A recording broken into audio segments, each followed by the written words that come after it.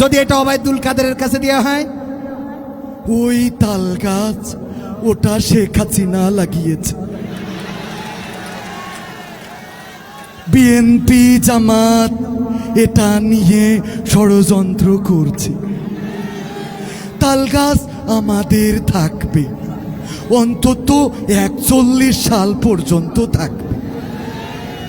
এই তাল গাছ দেওয়া হবে না।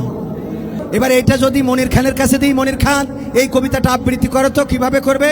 ওই দেখা যায় তাল গাছ ওই আমাদের গা, ওইখানেতে বাস করে কানা বগিরসা অঞ্জনা রে অঞ্জনা। ঠিক কিনা? এটা যদি আসিফের কাছে দেওয়া হয়, আসিফ বলবে ওই দেখা যায় তাল গাছ ওই আমাদের গা, ওইখানেতে বাস করে কানা বগিরসা প্রিয়া রে প্রিয়া, আমি কলা রোয়াই তুমি কোথায়। ঠিক তো?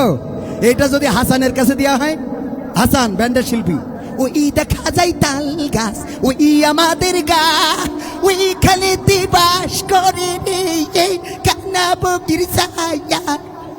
ঠিক তো? এটা যদি কোন রাজনৈতিক নেতার কাছে দেওয়া হয়, তাহলে রাজনৈতিক নেতা বলবো ওই দেখা যায় তাল গাছ, ওই তাল গাছ আমাদের, ওই তাল গাছ আমাদের থাকবে, এটার ব্যাপারে আপোষ করা হবে না। যদি এটা ওবায়দুল কাদেরের কাছে দেওয়া হয়, ওই তাল গাছ ওটা শেখ হাসিনা লাগিয়েছে, বিএনপি জামাত এটা নিয়ে ষড়যন্ত্র করছে। তাল গাছ আমাদের থাকবে, অন্তত 41 সাল পর্যন্ত থাকবে। এই তাল গাছ দেওয়া হবে না। ঠিক না? এটা যদি কোনোভাবে আমাদের আমিরুল ইসলাম বেলালী হুজুরের কাছে দেওয়া হয়, বাবা ওই দেখা যায় তাল গাছ ওই আমাদের গা, ওইখানেতে বাস করে কানা বগির ছা, বলবে?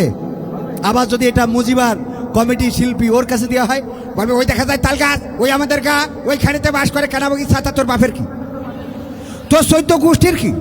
এ সমুদ্রে ছালিয়ে তোরা তো জলে খা।